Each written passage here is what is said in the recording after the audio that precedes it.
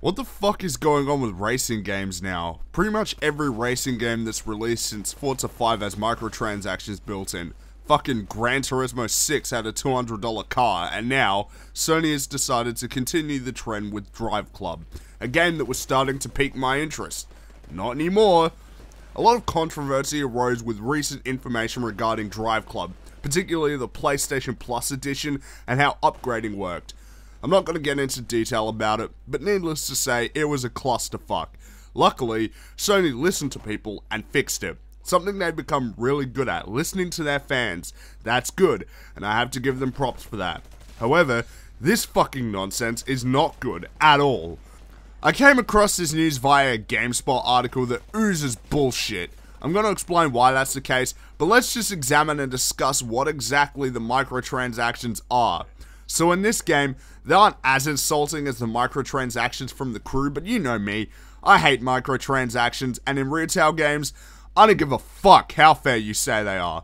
When I buy a game, aside from actual good DLC, no additional costs, optional or not. Full price means full fucking price, end of story. So in Driveclub, you unlock shit with fame, which is basically some meta thing. When you level up your fame, you unlock a car. However, you cannot buy fame.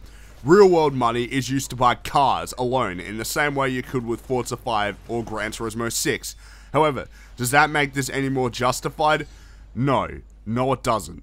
I'm glad that Evolution acknowledged the fact that microtransactions are a polarizing topic and commented on how the progression worked in the game, something that most developers always try and sidestep like a bunch of fucks. According to them, you can unlock cars pretty quickly in this game. However, do I believe them? I did to a degree at first, until I remembered what Sony said about Gran Turismo 6, when they said, the microtransactions are an alternate path for busy people.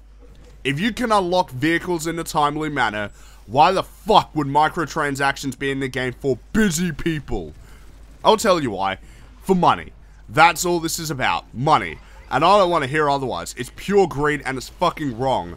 Now if you say to me, well Sony is struggling so cut them some slack, you can go fuck yourself. I'm not going to settle for shit just because a company that's making the game isn't doing so well and needs a little extra cash. And don't even fucking dare say, if you don't like them, don't buy them.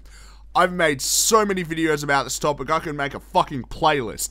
And I've explained in many of those why microtransactions, regardless of what you think, will affect game balance and progression. So if you haven't watched those, I highly recommend you do so you can understand why I hate them with such a passion. I think something that made me more enraged about this topic was the fact that the article I stumbled across tried to defend this fucking practice. The GameSpot article stated, it's par for the course for Sony racing games, because that totally makes it more acceptable. They also said, of course, these microtransactions are entirely optional.